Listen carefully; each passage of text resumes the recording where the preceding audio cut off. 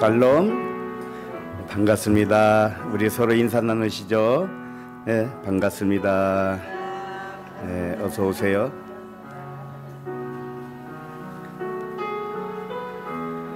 기도하겠습니다. 하나님 아버지, 모든 아들들을 세상에서 불러내시고 광야 교회로 출산하여 주신 그 은혜를 감사합니다. 이제 우리가 세상에 있지 않고 하늘나라에 있게 하셨으니 참으로 감사합니다. 눈과 귀를 열어주셔서 세상에서 보고 들은 것을 진리로 말하게 하심을 감사합니다. 성령이 아니면 결코 진리로 말할 수 없으니 순간마다 성령을 통하여 말하게 하여 주옵소서. 감사드리며 그리스도 이름으로 기도합니다. 아멘.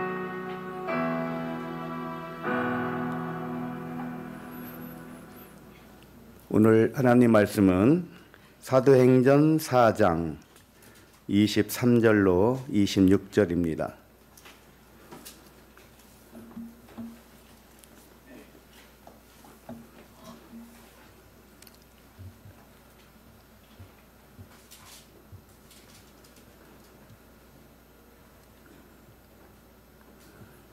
사도행전 4장 23절부터 시작. 사도들이 노임에 그 동료에게 가서 제사장들과 장로들의 말을 다 알리니 그들이 듣고 한마음으로 하나님께 소리를 높여 이르되 대주제여 천지와 바다와 그 가운데 만물을 지으니시오 또 주의 종 우리 조상 다윗의 입을 통하여 성령으로 말씀하시기를 어찌하여 열방이 분노하며 족속들이 허사를 경영하는고 세상의 군왕들이 나서며 관리들이 함께 모여 주와 그의 그리스도를 대적하도다 하신 이로소이다.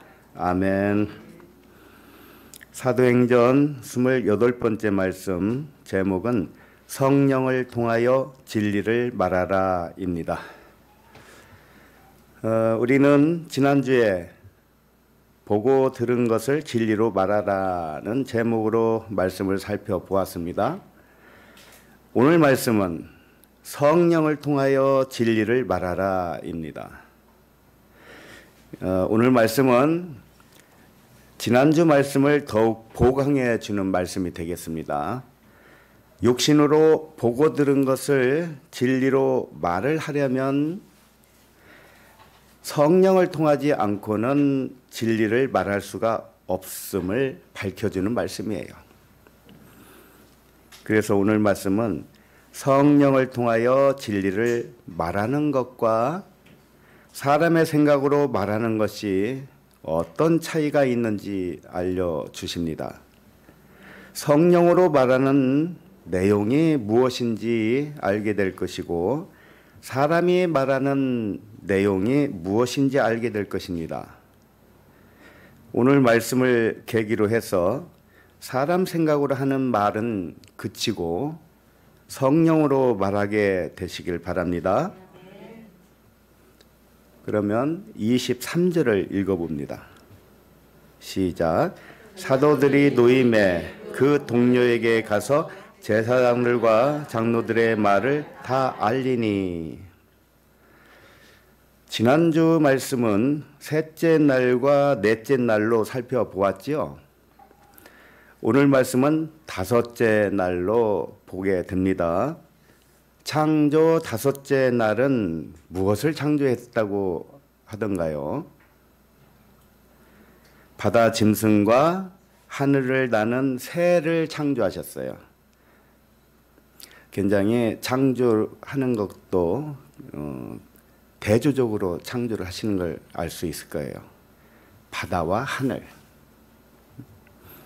바다의 짐승은 율법이라고 합니다. 그러니까 바다는 율법이에요. 그런데 바다의 짐승은 율법과 짝을 이루는 육신의 의식을 의미합니다. 하늘의 새는 뭘까요? 하늘의 새는 진리와 짝을 이루는 영의 의식을 의미하는 것입니다.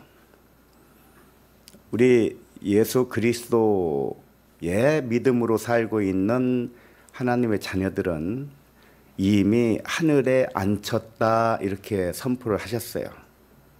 너희는 죽었고 또 이런 말씀도 하십니다. 우리는 이미 죽은 자라는 겁니다. 왜 죽었다고 하는 거냐면 죽은 생각을 했기 때문에. 상상은 죽은 것입니다. 그러니까 우리가 육신의 의식은 전부 죽은 의식이에요. 그래서 죽었다 이렇게 말씀하시는 거죠. 죽었고 우리는 또한 영으로 살아난 자죠. 그러니까 영은 하늘에 있는 자니까 우리가 이 세상에 있는 것 같으면서도 사실은 영으로 살기 때문에 하늘에 앉힌 바 되었다 이렇게 표현하는 것입니다. 그리고 창조로 말하면 바다의 짐승과 하늘의 새를 다섯째 날 창조하셨어요. 그 다음에 이 출애굽을 한 이스라엘 백성으로 말하면 요단강을 건너가는 시기를 다섯째 날로 보는 것입니다. 육신의 1세대는 광야에서 다 죽고 영적 2세대가 요단강을 건너가는 때를 가리켜 다섯째 날이라고 할 수 있는 것이죠. 그러니 다섯째 날에는 완전히 변화된 새 생명을 의미하는 것입니다. 넷째 날까지는 다섯째 날을 준비하는 날이에요. 계속 육이 죽어서 다섯째 날은 육이 최후의 발악을 한번 한 다음에 요단강에서 세례를 받고 불세례를 받고 다 죽은 것이에요. 육체가 다 죽은 겁니다. 그래서 우리는 어떻게 생각하고 살아야 되겠습니까? 육체가 있습니까? 없습니까? 분명히 육체가 있는 것으로 보이지만 이건 육체가 아니라 영이란 말이에요. 말씀이란 말입니다. 그런데 말씀으로 살지 않고 육체대로 판단하면서 살면 아직 요단강조차 건너지 못한 겁니다. 어쩌면 애굽에 있을 수도 있어요. 물세례조차 받지 못할 수도 있는 겁니다.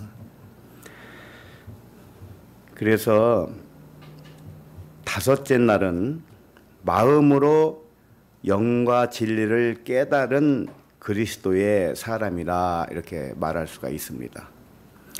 오늘 말씀은 다섯째 날로서 진리를 깨달은 영에 속한 그리스도의 사람과 반대로 깨닫지 못하여 욕심에 속한 육의 사람을 대조하여서 보여줍니다. 그래서 이 말씀을 통해서 우리가 본을 받으라 이겁니다.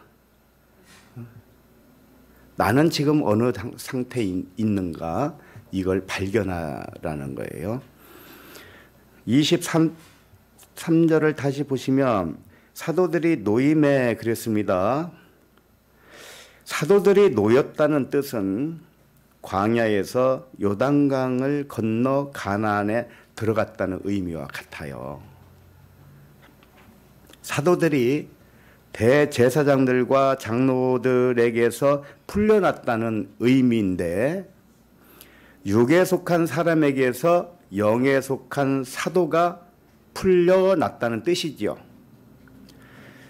그런데 이 말씀을 우리 각 사람으로 말하면 육신의 의식에서 완전히 벗어나서 영의 의식으로 자유를 얻었다는 뜻이기도 합니다. 맞지요? 네, 영의 의식으로만 살아난 상태. 그 다음에 왜 그런가 하면은 모든 말씀은 우리 각 사람의 자기에 관한 증언이기 때문에 그렇습니다. 다 나 이야기란 말이에요. 전부 우리 각 사람에게 향한 말씀이었다. 그렇게 받아들여야만이 됩니다. 그러니까 여기에 오늘 나오는 대제사장, 장로들도 나요. 사도들도 나입니다. 그러나 대제사장들과 장로들은 육신의 의식을 말하고 있고요. 사도들은 영의 의식을 말하고 있어요. 두 의식 중에서 대제사장들과 장로들이 어떻게 말을 하는가를 보면서 나와 닮지 않았어? 이걸 발견하셔야 됩니다. 그리고 사도들이 하는 말을 보면서 자기와 닮아야 되는 것이죠. 사도들과 대제사장들도 나로 봐야 옳게 보는 것입니다.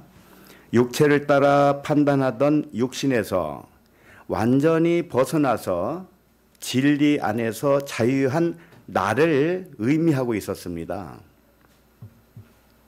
그렇다면 우리 자신들이 진리 안에서 자유를 누려야 되겠죠? 그러려면 육신을 따라 판단하는 것이 없어야 되는 것입니다. 두 가지가 존재할 수가 없어요.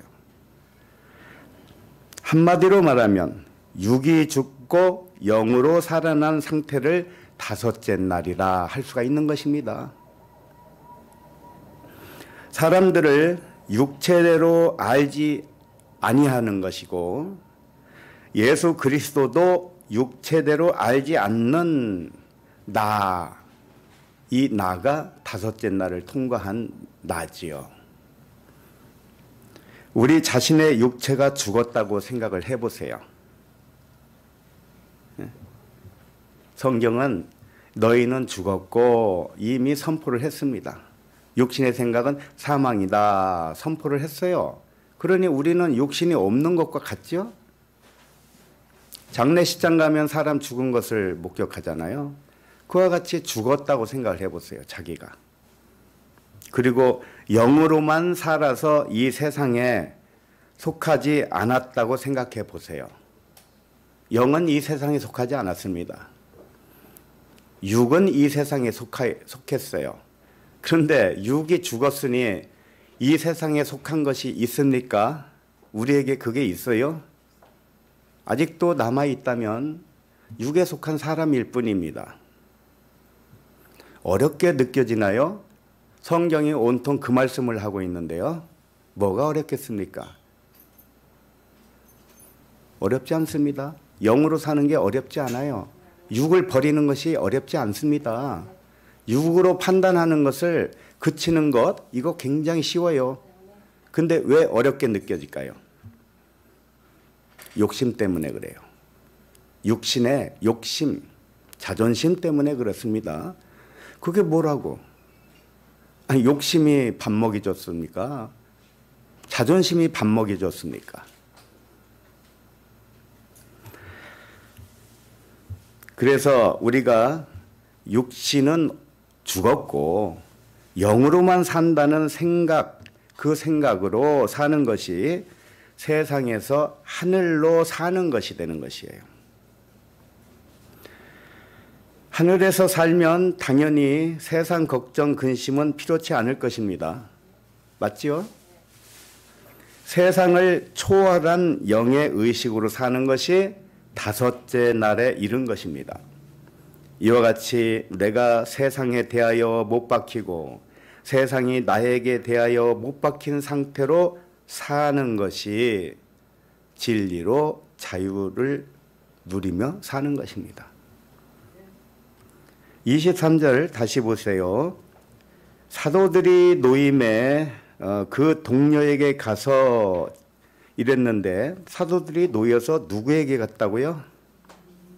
그 동료에게 갔다고 했습니다. 사도들의 동료는 누구일까요?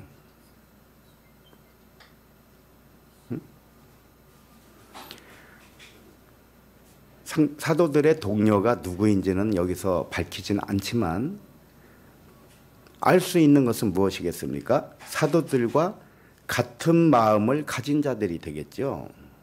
사도들과 마음이 통하는 자들이 되겠죠. 대제사장들과 장로들하고는 말이 통하지 않았습니다.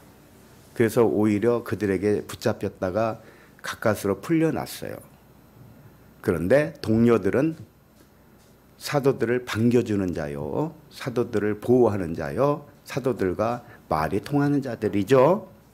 자, 그런데 이 동료라고 그랬는데요. 동료는 사도들과 영적 수준이 같다는 말이기도 하죠. 그런데 이 동료를 헬라어로 이디오스라고 했어요. 이디오스는 자기 자신이라는 뜻인데요. 떨어져 있는 자기 자신이라는 뜻입니다. 우리가 각 사람이 이렇게 떨어져 있죠. 다른 몸으로 있습니다. 그러나 다른 몸으로 있는 그 사람을 자기로 여길 줄 아는 자를 동료라고 했던 것입니다. 우리들은 동료가 맞습니까? 동료는 남을 자기 자신으로 보는 자를 의미하는 거예요. 이디오스라는 단어는. 대제사장들과 장로들은 사도들을 자기 자신으로 알지 못하는 자들이었죠. 맞죠?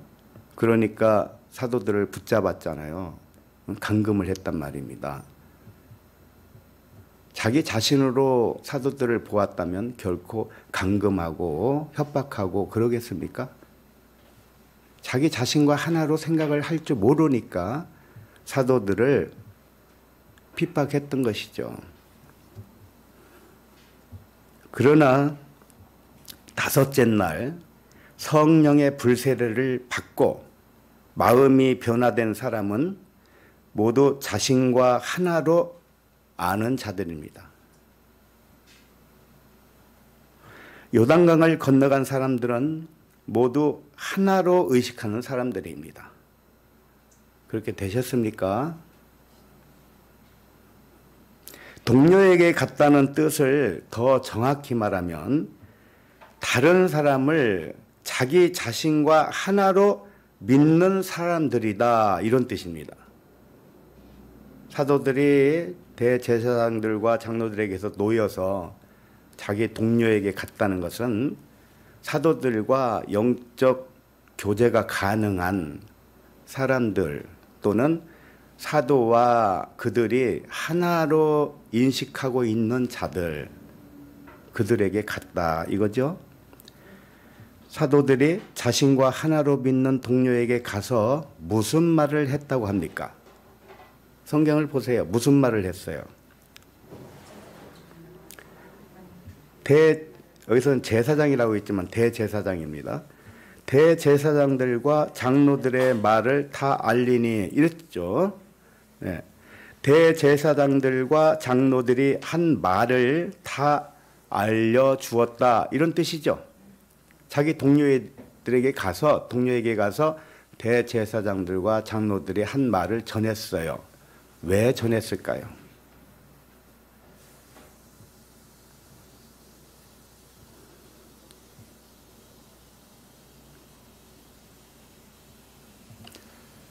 왜 전했는가? 대제사장들과 장로들은 육에 속한 자들이죠. 육에 속한 자들은 이런 말을 한다라는 것을 알려주었던 것입니다. 영에 속한 자들은 또한 이런 말을 한다, 이 대조를 보이기 위해서 알려준 것이죠. 육에 속한 대제사장들과 장로들이 무슨 말을 했느냐? 대제사장들과 장로들이 사도들에게 했던 말은 핵심으로 보면 한 가지예요. 그것이 무엇인가? 예수의 이름으로 전하지도 말고 가르치지도 말라는 경고의 말이었어요. 이제 알겠죠? 대제사장들과 그 장로들이 한 말은 너희들이 나가서 예수의 이름으로 말하지도 말고 가르치지도 말라, 이렇게 했습니다. 그리고 협박했습니다. 그래서 육신에 속한 사람의 말은 예수의 이름으로 말하지도 말고 가르치지도 말라는 것이죠. 자, 그러면 우리 각자들을 생각해 봅시다.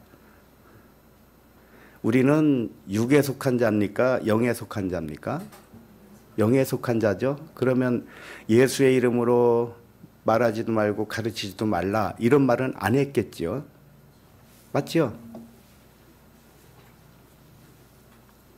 그런데 예수의 이름으로 말하지도 말고 가르치지도 말라는 뜻이 단순히 예수 믿고 천당 가세요. 이 예수를 전도했다는 말이 아닙니다. 그런 말이 아니에요. 예수의 이름으로 말하지도 말고 가르치지도 말라는 참뜻은 무엇인가요? 복음을 전하는 자들, 그들 이름이 예수의 이름으로서 전하지 말라는 뜻이었어요. 단순히 예수를 믿으시오라고 전하는 것은요, 어려운 일이 아닙니다. 그건 조금 용기만 있으면 다 할 수 있어요.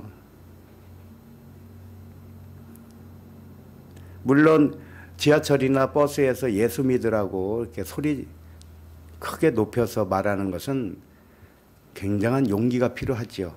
아무나 못하죠. 그러나 그렇게 안 한다 할지라도요, 나가서 전도 많이 해보시지 않았습니까? 옛날에? 많이 해보셨을 거예요. 한 10여 년 전에 우리는 다니던 교회에서요, 구역장, 다락방장 이런 거 하잖아요. 그러니까 저도 이제 거기에 책임자였으니까 구역 식구들 데리고 어디로 갔냐면은 부천역으로 갔어요.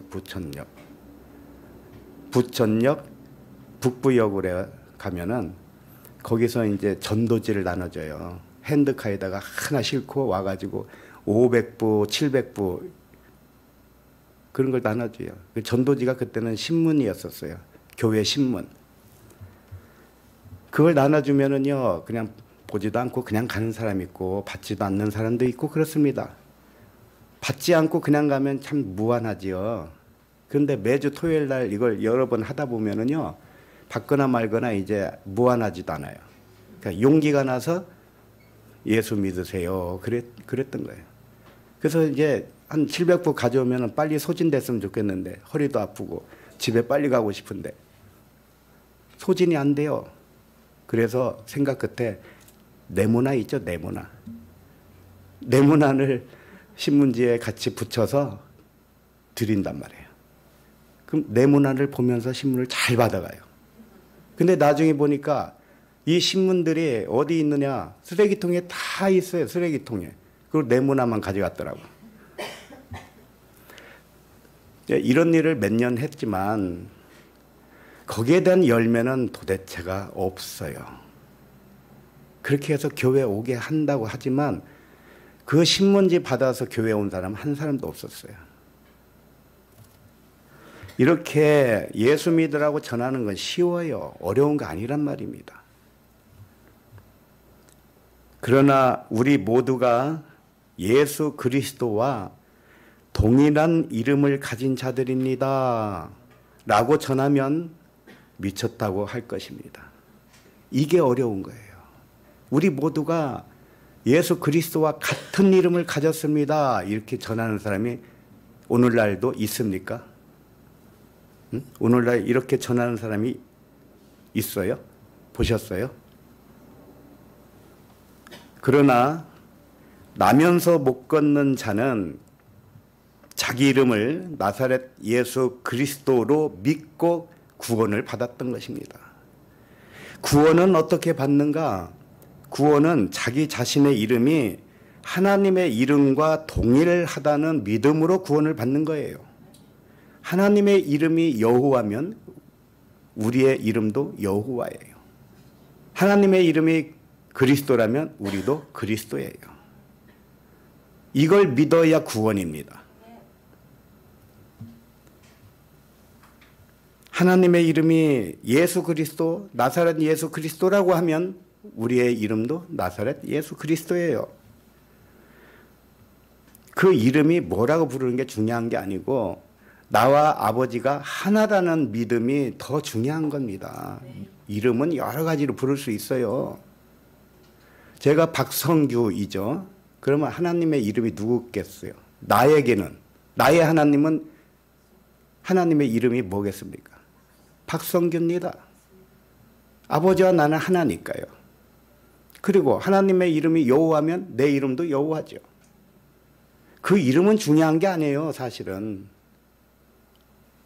하나로 믿느냐 안 믿느냐 이것이 중요하다 이 말씀입니다. 이게 왜 중요하냐면 하나로 안 믿으면요 반드시 분리했다는 뜻입니다. 분리했으면 자기가 하나님과 떨어져 있는 것이고, 떨어져 있으면 떨어져 있는 거지 뭐 이 정도가 아니에요. 떨어져 있으면요 자기가 임금이 되는 거예요. 세상 임금, 자기가 머리가 되는 것입니다. 그러니까 이 분리의 의식이야말로 세상 임금이고요, 하나님을 대적하는 자입니다. 그리스도를 대적하는 자예요.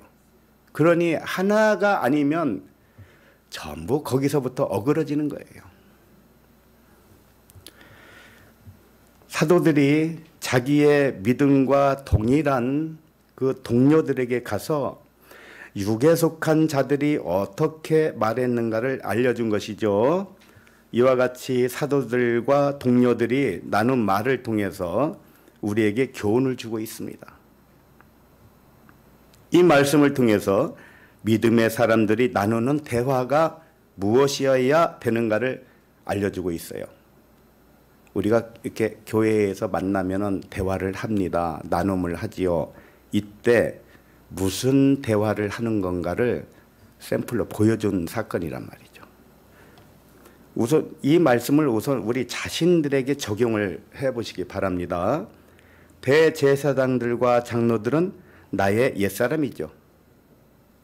그 다음에 사도들과 그의 동료들은 나의 새사람입니다. 맞지요? 육신에 속한 나의 옛사람의 말은 무엇이었습니까? 예수의 이름으로 말하지도 말고 가르치지도 말라고 했어요. 우리들이 다 그랬습니다. 왜 우리들이 그랬다고 할 수 있나요? 예수 믿고 천당 가세요, 구원 받으세요, 이렇게 말하는 것이 곧 예수 그리스도를 대적한 말이에요. 이게 옛사람의 말이란 말이에요. 예수 믿으시오, 구원 받으시오, 이렇게 외치는 것 자체가 하나님을 대적하는 거였습니다. 이게 옛사람이었기 때문에. 그러면 지금은 새 사람으로서 어떻게 외쳐야 되나요? 당신과 우리 모두는 예수 그리스도의 이름과 동일합니다. 이렇게 전해야 되지 않겠습니까? 하나님의 이름과 우리의 이름은 하나입니다. 아버지와 우리는 하나입니다. 이걸 전해야 되는 것입니다. 그렇게 전하고 계십니까? 그렇게 전하지 않으면 하나님을 오히려 대적하는 자고 그리스도를 대적하는 거예요. 그걸 적그리스도라고 하는 겁니다. 적그리스도가 따로 있는 줄 알아요?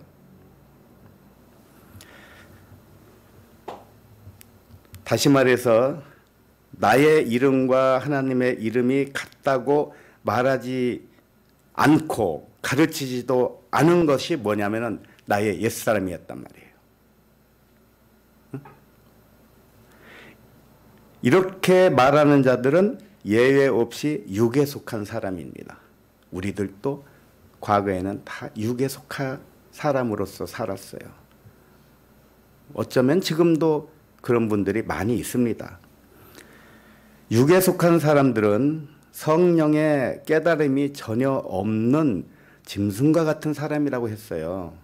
알로고스, 말씀이 없는 자, 말씀을 깨달은 말씀이 없는 자, 이게 짐승이라니까요. 이 시대에도 이와 같이 말하는 사람이 얼마나 많이 있습니까?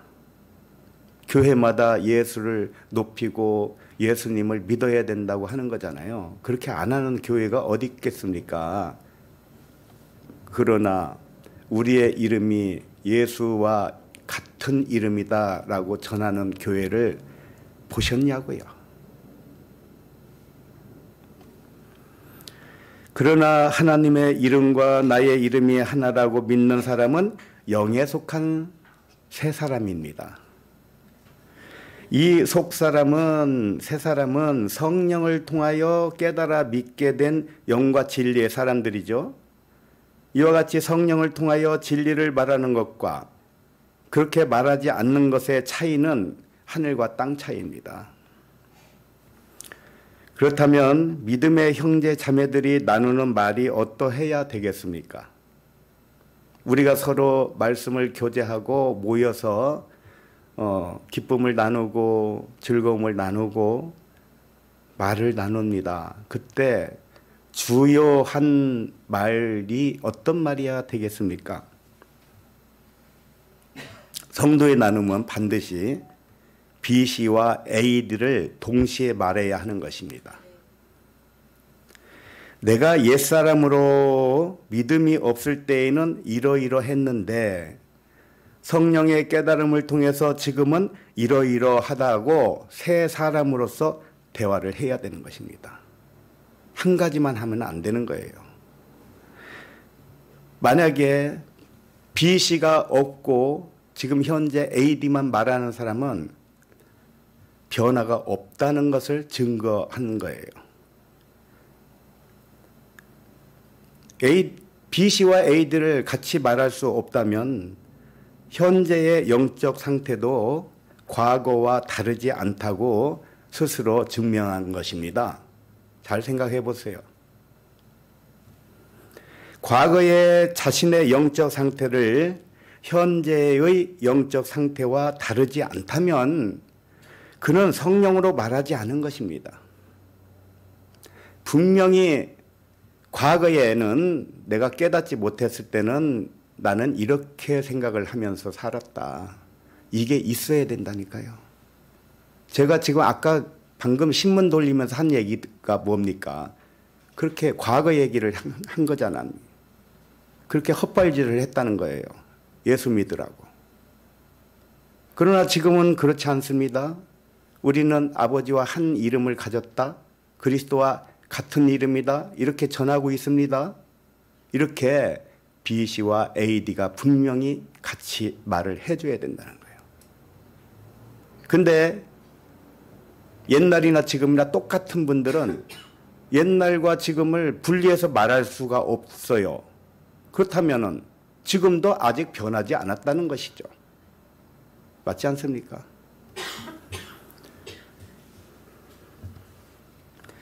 그러나 성령을 통해서 진리를 깨달은 자들은 옛사람의 과거 영적 상태를 말하는 것을 부끄럽게 생각하지 않아요. 부끄럽게 생각하지 않는다고요. 왜냐하면 현재의 변화된 영적 상태가 돋보이기 때문에 하나님께 영광이 되지 않겠습니까? 맞지요?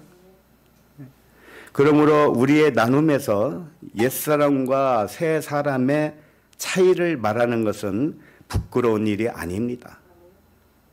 오히려 하나님께 영광이 되는 것입니다. 자, 그러면은 24절로 가보겠습니다. 24절 시작.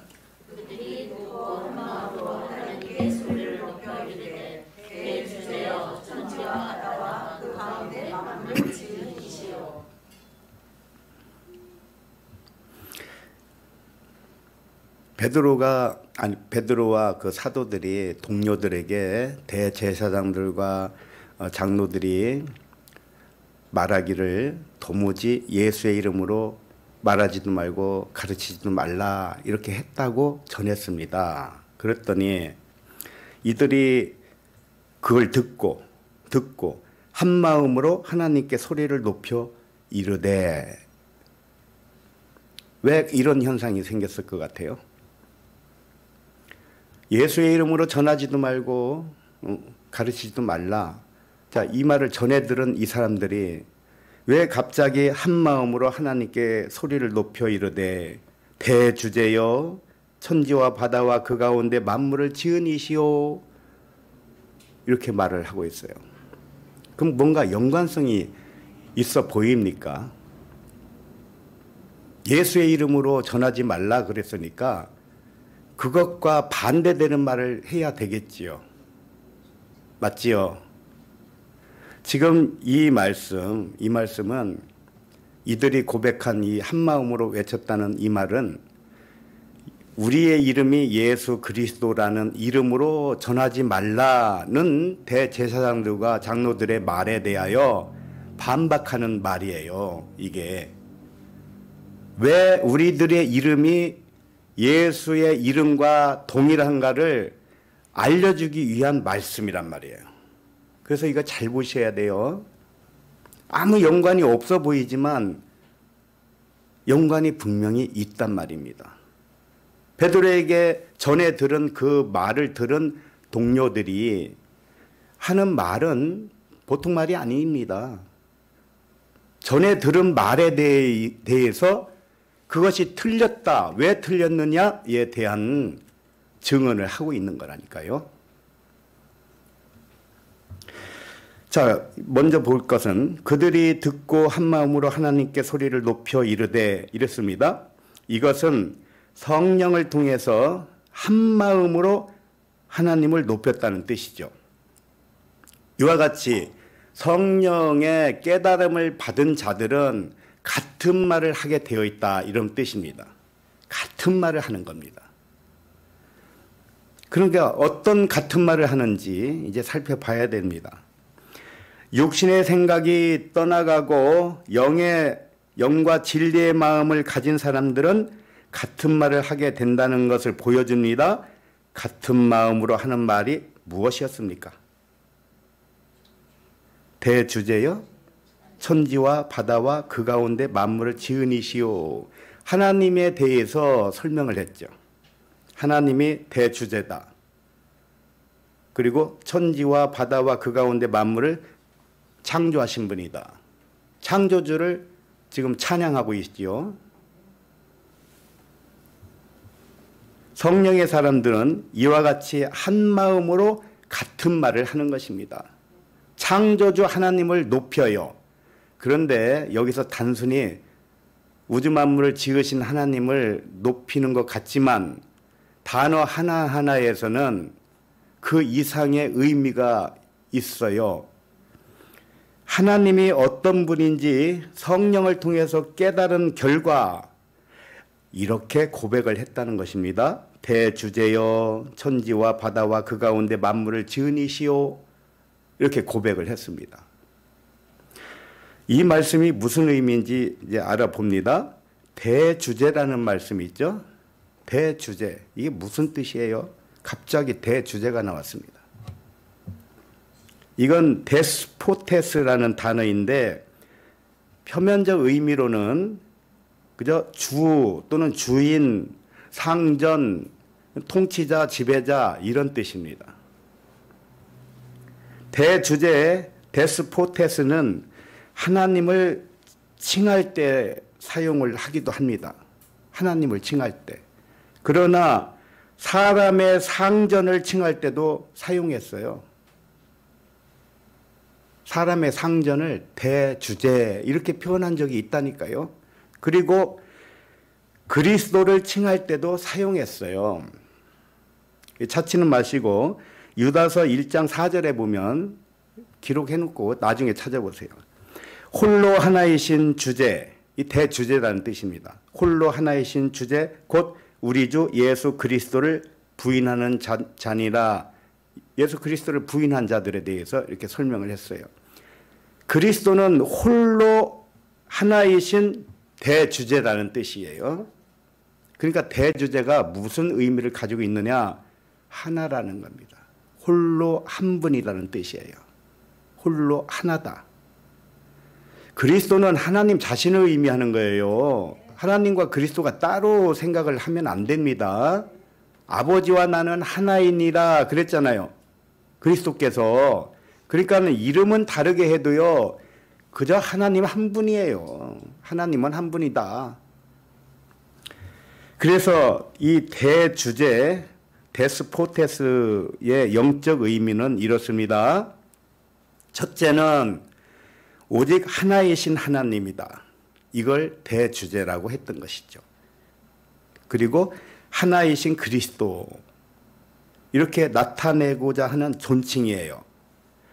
둘째는 구속이나 속박을 받지 않는 자유로운 하나님 자신을 나타내는 명칭이기도 합니다.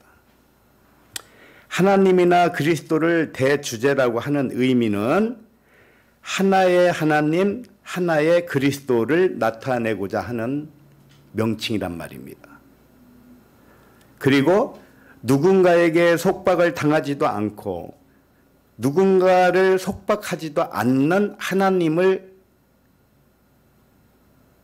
알려주기 위해서, 진리로 자유하시는 하나님을 알려주기 위해서 쓰는 용어가 대주제 이렇게 했던 것입니다. 그래서 하나님을 대주제라고 표현할 때는 홀로 하나이신 하나님, 이걸 잘 이해하셔야 돼요. 하나님이 홀로라고 그러니까 우리는 따로 있고 하나님만 홀로 있다 이렇게 생각하시면 안 됩니다. 우리들이 그 하나님과 하나라는 거예요. 그냥 하나밖에 없어요. 하나님 하나밖에. 그러니까 그분도 하나님, 나도 하나님, 너도 하나님, 다 하나밖에 없단 말입니다. 하나밖에 없어요. 하나님밖에 없어요. 그것을 대주제라고 했던 거예요. 속박하지도 않으시고 속박을 당하지도 않는 자유한 하나님을 의미했던 것입니다. 이게 대주제라는 의미의 속뜻이에요. 자, 계속해서 24절을 읽어봅니다. 대주제여 천지와 바다와 그 가운데 만물을 지으니시오 그랬는데요. 홀로 하나이시고 자유로운 하나님이 만드신 피조물이 있다는 겁니다. 그 피조물은 하늘과 땅, 바다, 또 그 안에 있는 모든 것이라고 했습니다. 홀로 하나이시고 자유한 하나님이 모든 만물을 지었으면 모든 만물도 하나님과 하나라는 뜻이에요. 지금 그걸 말하고 있는 겁니다. 눈으로 보는 우주 만물과 바다의 물고기와 땅에 있는 벌레까지도 모두 하나님 한 분에게 속한 신성이라는 뜻이에요. 한마디로 말하면 모든 것이 하나님 하나라는 뜻입니다. 예외가 없어요. 광물, 식물, 동물, 사람, 햇빛, 물, 공기, 이 모든 것이 하나님과 하나인 신성이라는 뜻입니다. 하나님 아닌 것은 없다는 거예요. 이와 같이 하나님 자신 외에 아무것도 존재하지 않는다면 우리는 모두 하나님 안에서 하나이죠. 예, 지금 그 말을 하고 있는 거예요. 우리가 하나라는 거. 그러면은 예수의 이름으로 전하지 말라는 말은 이 진리를 몰랐다는 거잖아요. 왜? 우리들이 다 하나니까 내가 예수의 이름도 되고 여호와의 이름도 되고 그리스도의 이름도 되는 거 아니겠습니까? 지금 그것을 반박하고 있는 거예요. 대제사장들이 예수의 이름으로 전하지 말라는 것에 대하여 왜 예수의 이름으로 전해야 되는가를 이 사람들이 여기서 고백을 하고 있는 겁니다. 반박을 하고 있는 거예요.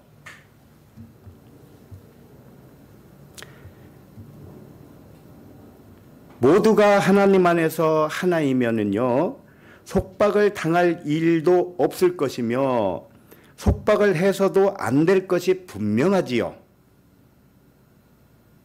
예를 들면 우리 얼굴만 봐도 눈, 코, 입, 귀가 있습니다. 그런데 눈이 코에게 이르기를 너는 왜 그렇게 생겼니? 너는 이렇게 바보 같으니?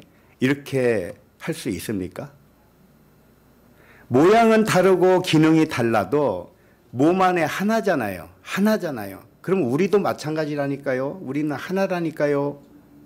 하나인데 내가 다른 사람에 대해서 힐문을 할 수가 있습니까? 속박을 할 수 있습니까? 공격을 할 수 있습니까? 누워서 침 뱉기라는 말이 있어요. 예? 남에게 한 것이 나에게 돌아옵니다. 예? 누워서 침 뱉으면 자기에게 돌아오잖아, 얼굴로. 그와 똑같은 거예요. 이 하나라는 의식이 얼마나 중요한지 그걸 한시도 잊지 마셔야 됩니다.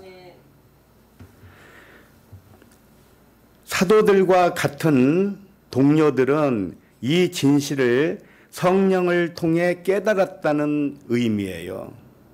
우리도 성령을 통해서 깨달았습니까?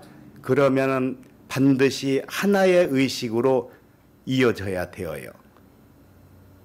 처음에는 다 분리의 의식을 가졌었습니다. 그것은 당연한 거예요. 그러나 요단강을 건너갈 때는 육을 버리고 영을 취하듯이 1세대를 버리고 2세대가 들어가듯이 우리는 우리의 육신의 생각을 다 버리는 것입니다. 그리고 하나의 의식은 영의 생각이기 때문에 하나의 의식으로 살아가는 것을 말하는 거예요. 이쯤 되어야 5째 날입니다. 그러니 6째 날, 7째 날은 언제 갑니까?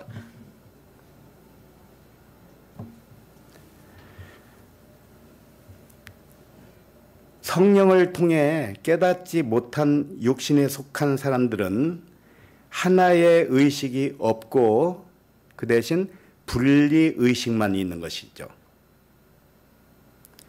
분리의식으로 남을 속박하고 공격하게 됩니다.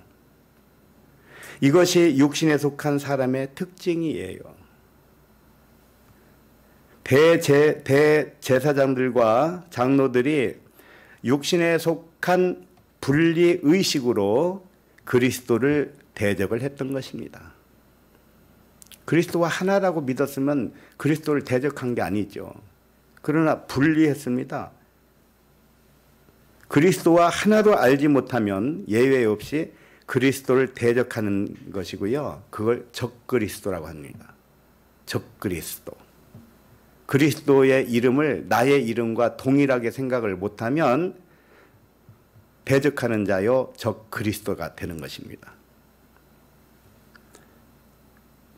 성령으로 깨닫지 못한 육신에 속한 사람들은 하나님과 하나님의 말씀을 크게 오해합니다. 사람에 대해서도 크게 오해를 합니다. 하나님 이외에 다른 것은 아무것도 존재하지 않으나 사람은 이 진실을 오해하는 것이에요. 모르니까요.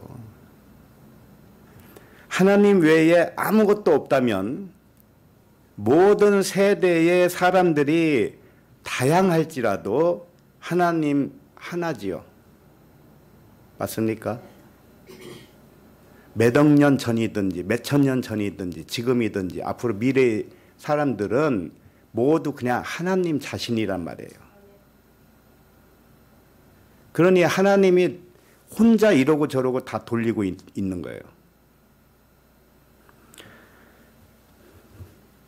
몇 억 년 전 사람과 몇 천 년 사람도 하나님 안에서 하나이고요. 앞으로 올 여러 세대의 사람도 하나님 안에서 하나예요. 자, 이 말씀을 전도서에서 한번 찾아봅니다. 전도서 1장 4절을 전도서 1장 4절.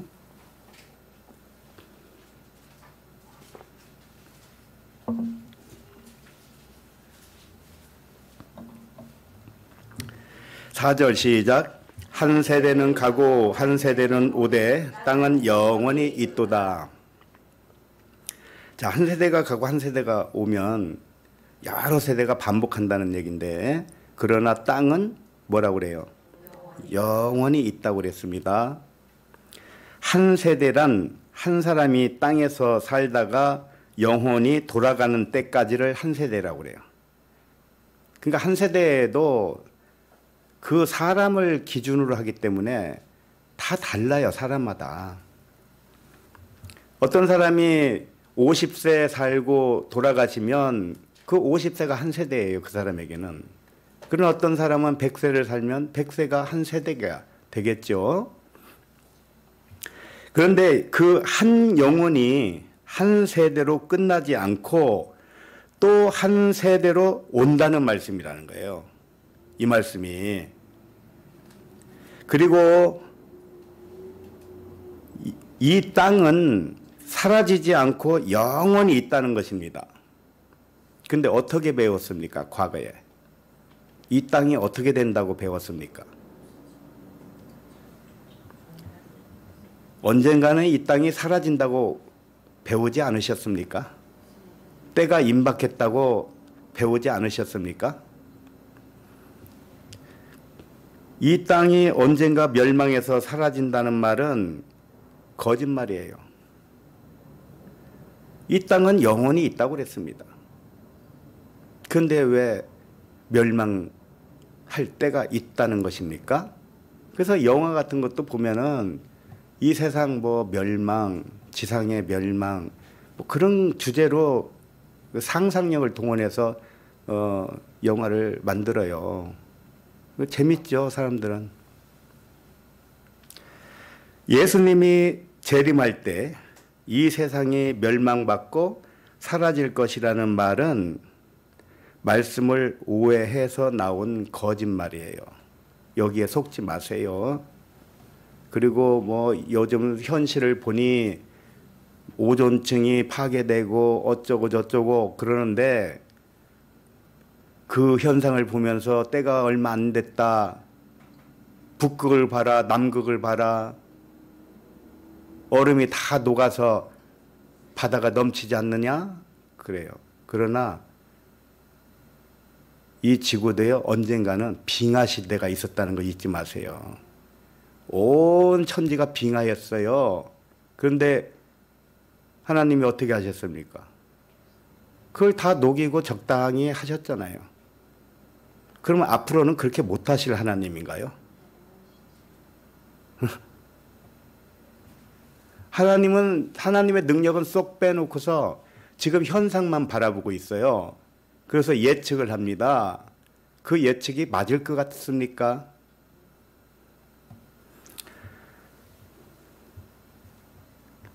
처음 땅과 처음 하늘이 떠나간다는 표현은요, 비유로 한 말이에요. 마음이 변화를 받고 모든 것을 하나님 한 분의 나라로 깨닫고 보았기 때문에 이 내적 변화를 경험한 사람들의 이야기란 말이에요. 모든 세계를 하나님 한 분으로 보는 순간 처음 땅과 처음 하늘이 사라진 것과 같다는 의미예요. 그래서 이 세상이 새 하늘과 새 땅이 됐다는 거죠. 보는 사람에 따라서. 자, 그 다음에 9절을 봅니다. 9절. 시작. 이미 있던 것이 후에 다시 있겠고 이미 한 일을 후에 다시 할지라 해 아래에는 새 것이 없나니.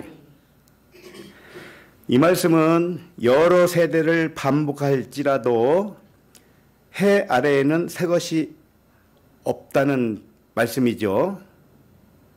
새로운 것이 없다는 뜻은 몇천 년 전이나 현 시대에나 새로운 것이 없다는 뜻이 아닙니다. 그런 의미가 아니에요.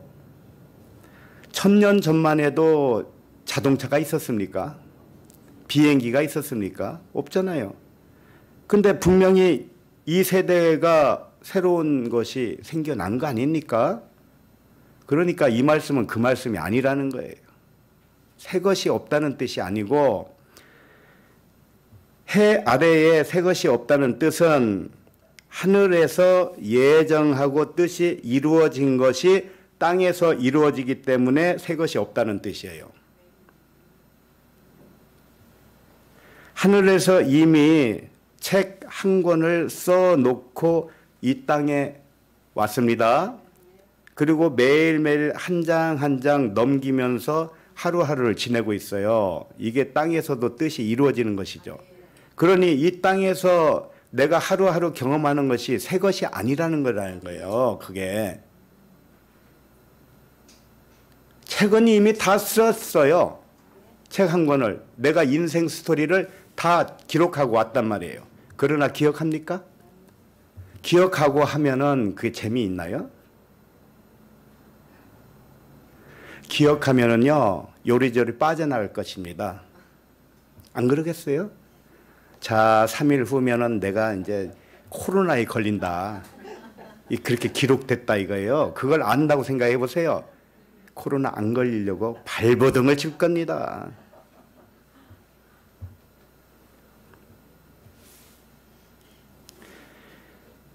뜻이 하늘에서 이룬 것 같이 땅에서도 이루어지이다. 이게 그 말씀이에요.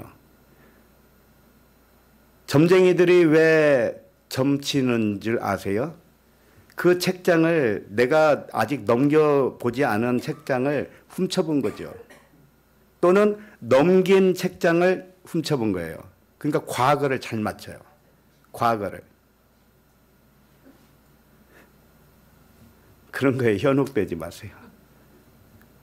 우리는 책을 한 권 써놓고 내려와서 기억 상실증으로 시작하는 거예요. 왜 그런 줄 알았어요? 어둠을 경험하기 위해서요. 어둠을 경험해야 빛이 무언지를 증명할 수 있기 때문에요. 내가 영인데 영이 무언지를 증명받으려면 육을 경험해야 되는 것입니다. 그래서 육신으로 온 거예요. 자, 그러면 10절도 읽습니다. 10절도. 시작. 무엇을 가리켜 이르기를 보라 이것이 새 것이라 할 것이 있으랴. 우리가 있기 오래전 세대에도 이미 있었느니라. 방금 위에서 설명한 것 같이 오래전 세대부터 현 세대까지 같은 방식으로 일어나는 일이기 때문에 새 것이 없다는 거예요. 왜 새 것이 없습니까? 물리적으로 보면 새 것이 시대마다 이렇게 점점 발전하는 것처럼 보이잖아요. 지금은 로켓으로 발사하고 핵폭탄도 있고 달나라도 가는 시대인데 새 것이죠, 분명히. 그러나 여기서 말하는 새 것이 없다는 것은 항상 같은 방식으로 일어났다는 거예요. 그 방식을 말하는 거예요. 오래전 세대에도 하늘에서 뜻이 이루어진 것, 이렇게 이루어 놓고 온다는 거예요. 그리고 땅에서 이루어지게 하는 방식으로 한다는 겁니다. 이 방식은 몇 억 년 전이나 지금이나 변화가 없다는 뜻이에요. 자, 11절도 봅니다. 시작. 이전 세대들이 기억됨이 없으니 장래 세대도 그 후 세대들과 함께 기억됨이 없으리라. 한 영혼이 육체를 입고 한 세대를 살다가 영이 돌아가지요. 돌아가면 또 다른 육체를 입고 다음 세대가 시작됩니다. 이걸 반복한다는 거예요. 그렇지만 그 영혼이 살았던 이전 세대는 기억됨이 없다는 말씀이에요. 자, 우리 각자 한번 기억해 보세요. 이전 세대가 기억이 나나요? 전혀 안 나죠. 그렇게 하는 것이 하나님의 방식이란 말이에요.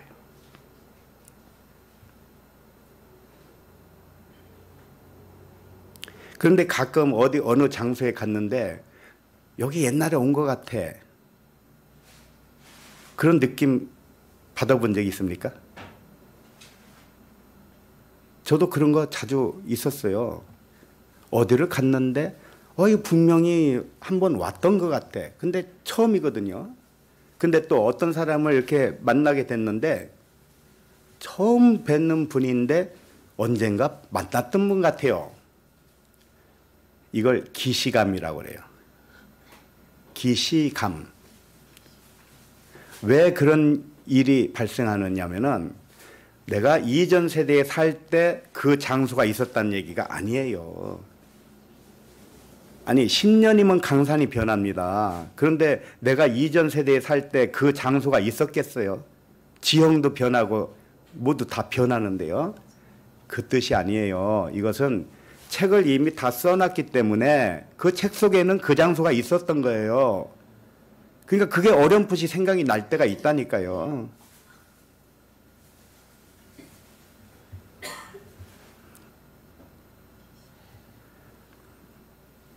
그러니까 그와 같이 내가 지금 이 시대를 살고 있지만 이전 세대가 전혀 기억이 안 나는 것과 같이 장래 세대에도 이전 세대를 기억하지 못한다는 겁니다. 우리가 이제 몸을 벗고 영혼이 돌아가요. 돌아간 다음에 다른 육체를 입고 또 한 세대를 산다 할지라도 지금의 세대는 기억이 안 납니다. 그게 하나님의 방식이라는 거예요. 지금 이런 말을 왜 드리겠습니까? 하나님은 한 분이라는 것을 알려드리기 위해서예요. 몇천 년 전이든 몇억 년 전이든 지금이든 앞으로 몇천 년 후든 모든 것은 하나님 한 분이 다 하는 거예요. 하나님 한 분밖에 없다니까요. 그러니 대적자가 웬 말이고 속박이 웬 말입니까? 전쟁이 웬 말이에요? 이것은 이 진리를 모르니까 일어난 현상들이라니까요. 그래서 하나님은 무엇만 아니다라고 하느냐면은 육신의 생각만 아니다 그런 거예요. 육신의 생각은 하나님과 원수라고 하는 것입니다. 육신의 생각은 분리주의자니까요. 분리. 너와 나를 분리했기 때문에 저 사람을 보면서 부러워할 수도 있고 저 사람을 보면서 혀를 차기도 하고 그런단 말이죠. 그러나 그 사람이 나로 생각을 해보세요. 그렇게 할 수 있겠는가? 육신의 생각은 분리하는 거예요. 분리하면 거기서 모든 일이 어그러집니다. 그래서 하나님은 그 분리하지 말라고 그러는 겁니다. 그 분리의식을 깨기 위해서 고통도 주고 고난도 주는 거예요. 엘리야의 영이 세례 요한에게 왔다는 말씀을 들으셨죠. 엘리야가 세례 요한에게 왔다고 하지 않았어요. 뭐라고 그랬습니까? 엘리야의 영, 푸뉴마가 왔다 그런 뜻입니다. 그러면 그 푸뉴마가 세례 요한이 장성했을 때 왔나? 그런 뜻이 아니에요. 세례 요한이 엘리사벳에게 잉태했을 때부터 엘리야의 영이 온 겁니다. 그렇게 영은 육체가 아니기 때문에 영은 육체를 옷을 갈아입듯이 갈아입는 거예요.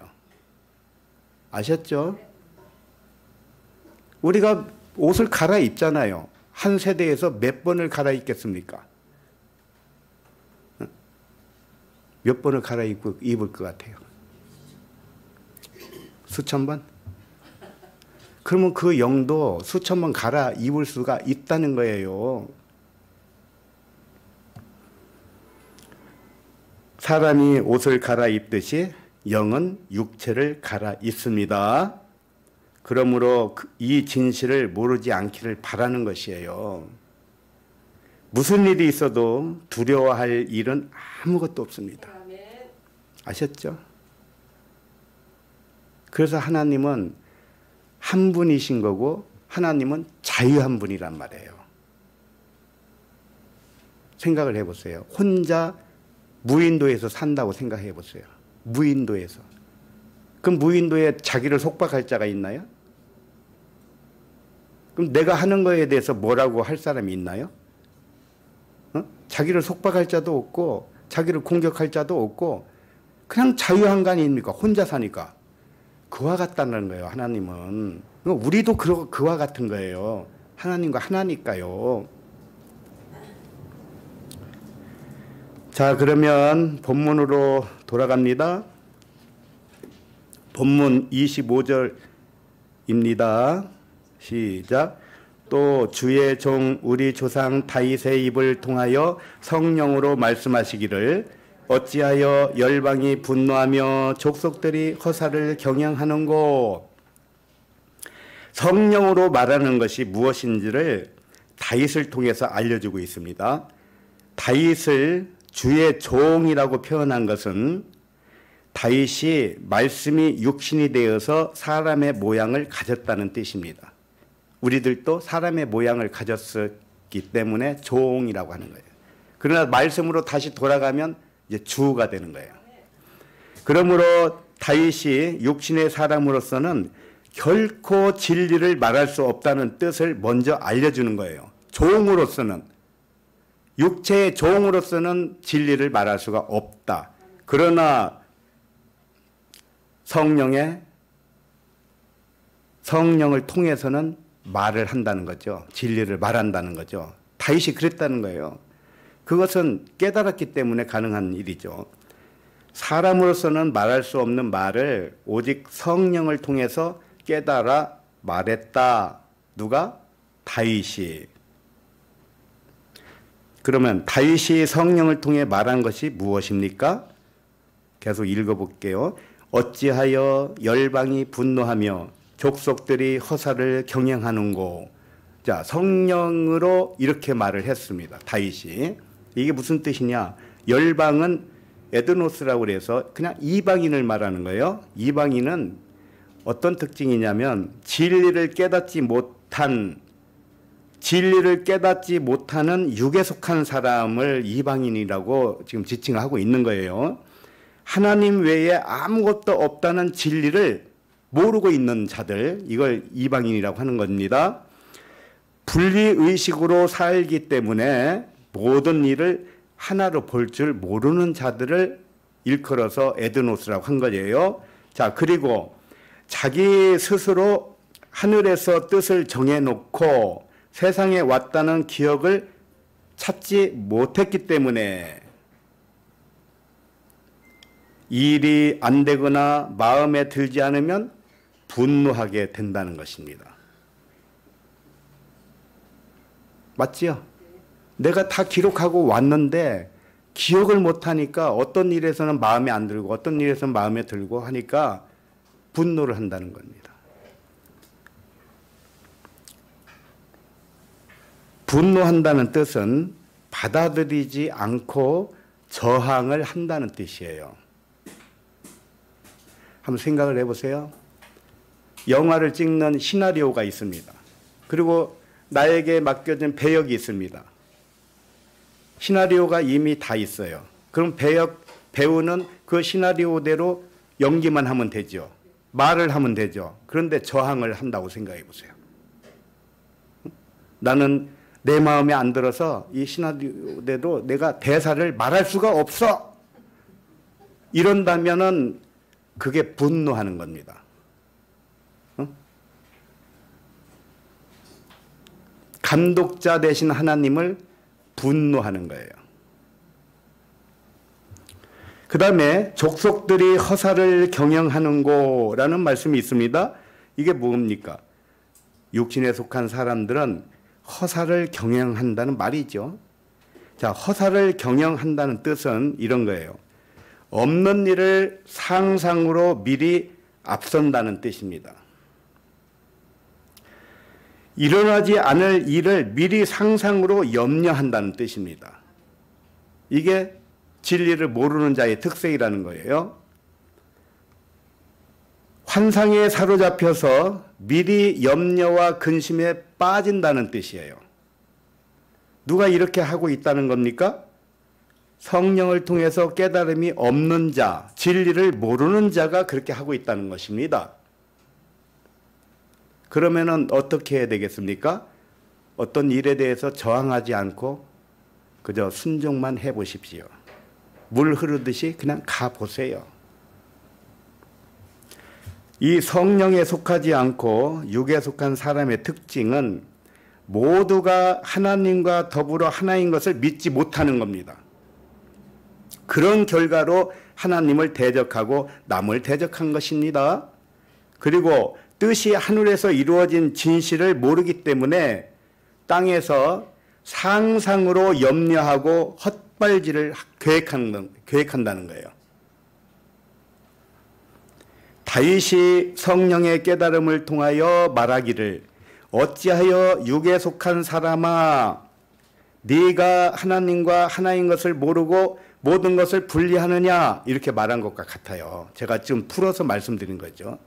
어찌하여 육신에 속한 사람아 하늘에서 이루어진 일을 믿지 못하고 땅에서 저항하느냐 이렇게 말하는 것과 같아요.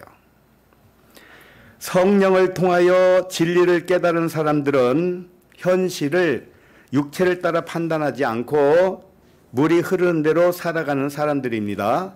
하나님의 일로 보는 거예요.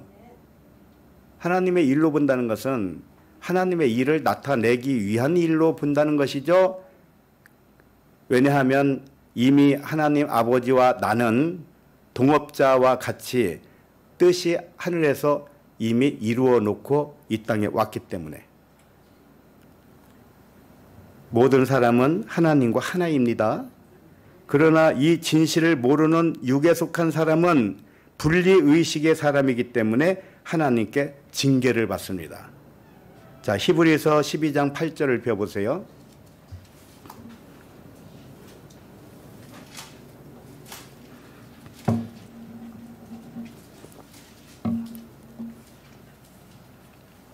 히브리서 12장 8절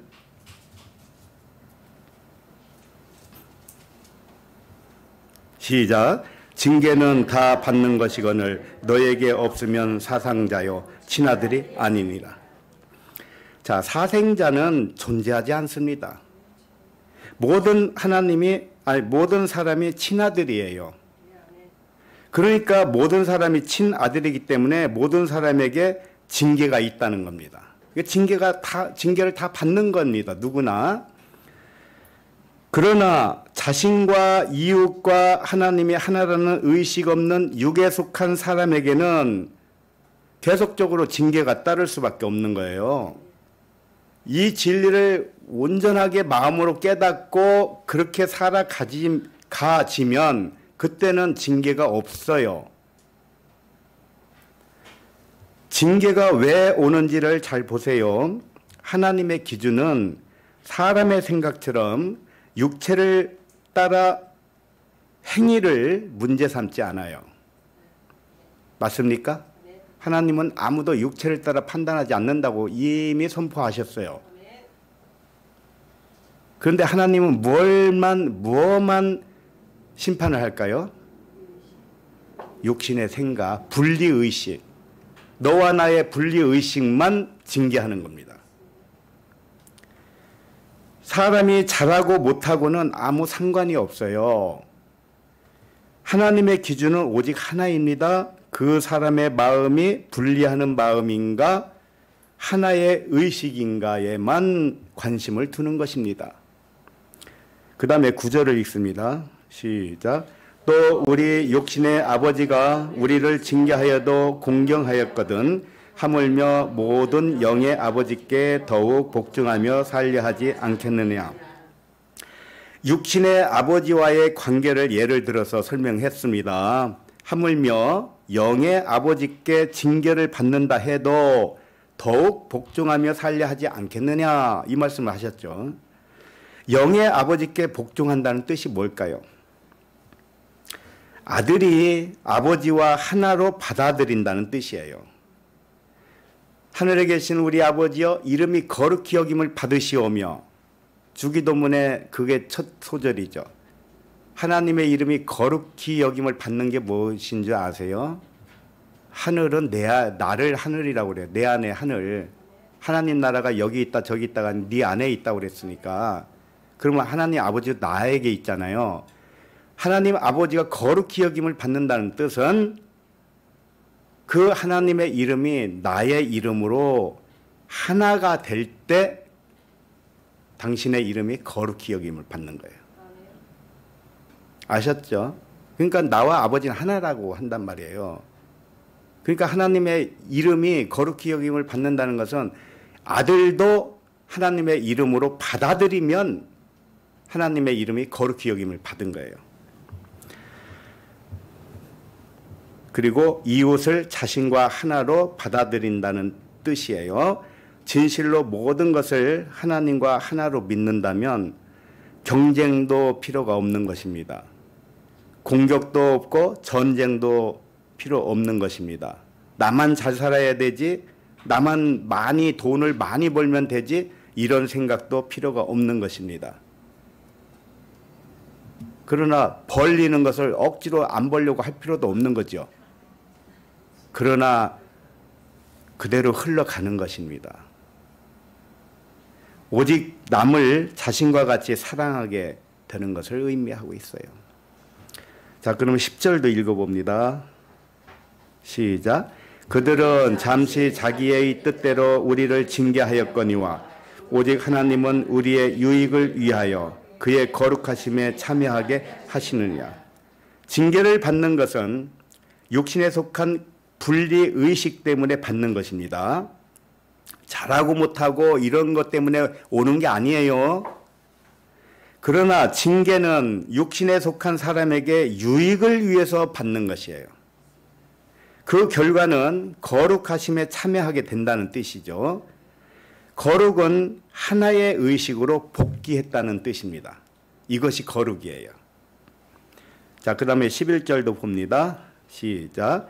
무릇 징계가 당시에는 즐거워 보이지 않고 슬퍼 보이나 후에 그로 말미암아 연단받은 자들은 의와 평강의 열매를 맺느니라. 이 말씀 그대로 징계는 당시에는 즐겁지 않아요. 또 슬프기도 합니다. 그러나 후에는 의와 평강의 열매를 맺는다. 이렇게 되어 있죠. 이게 하나님의 징계는 사랑이지 저주가 아닌 거예요. 그래서 당시에는 섭섭하게 여기고 아프기도 하니까 원망스럽기도 하겠지만 결국은 하나님의 사랑이었다. 이게 결론입니다. 하나님은 아무도 육체를 따라 징계하지 않아요. 육체를 따라서는 징계하지 않습니다. 왜? 하나님이 육체를 따라 판단하지 않으니까요. 자, 그런데 무엇만 판단하느냐? 오직 분리의식을 가진 육신의 생각만 원수라고 하는 것입니다. 분리하는 육신의 생각만 부수기 위해서 징계를 베푸는 것입니다. 이걸 잘 이해해 주시기 바랍니다. 자, 그러면은 본문으로 다시 돌아옵니다. 사도행전 26절을 읽겠습니다. 시작. 세상의 군왕들이 나서며 관리들이 함께 모여 주와 그의 그리스도를 대적하도다 하신 이로소이다. 자, 그리스도를 대적하는 것이 무엇일까요? 자신이 그리스도와 하나라는 진실을 믿지 못하는 마음을 의미하는 거예요. 하나로 믿지 못하니까 밀쳐낸 거지요. 그러니까 대적자가 된 겁니다.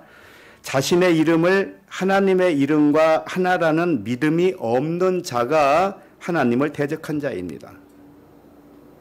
하나님을 어떻게 대적하는가? 거기 나와 있죠. 세상의 군왕들이 나서며 관리들이 함께 모여 하나님과 그의 그리스도를 대적하는 것입니다. 자, 그러면 세상의 군왕이라는 것은 하나님과 하나 되지 못해서 홀로 떨어져서 스스로 왕이 된 육의 사람을 말하는 거예요. 하나님과 연결되어 있으면은요, 자기가 왕이 아니잖아요. 아버지는 나보다 크시니.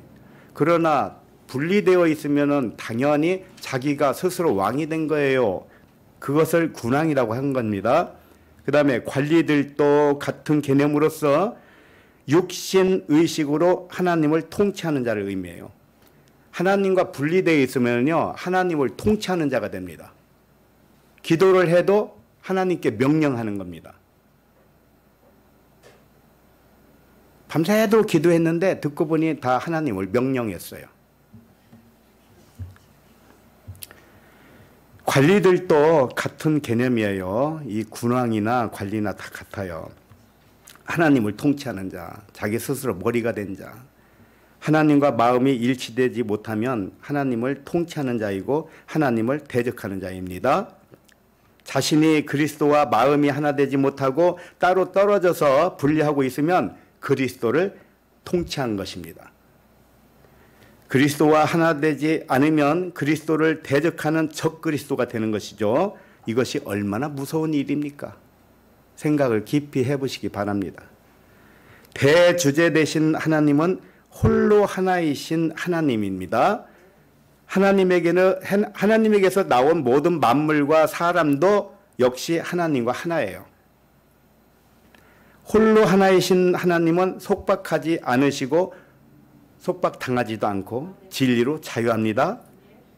속박할 대상도 없고 속박을 당할 어떤 대상자도 존재하지 않습니다.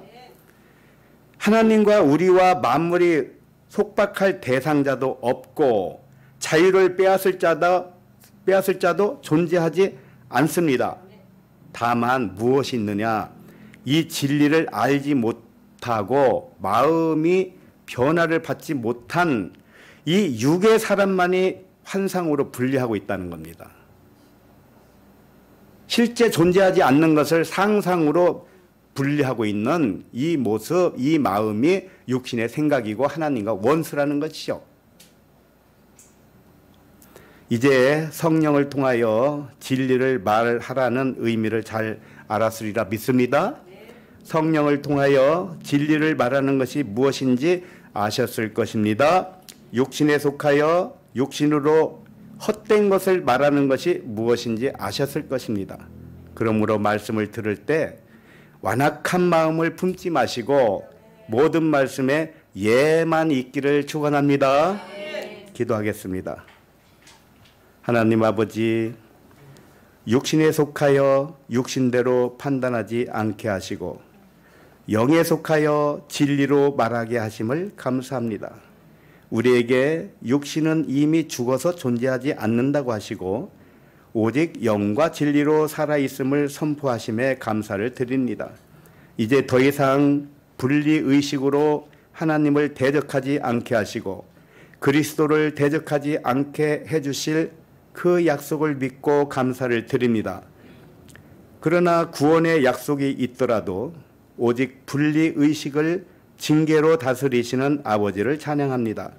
우리들을 친아들이라 불러주심을 감사합니다. 모든 것을 감사드리며 그리스도 이름으로 기도합니다. 아멘.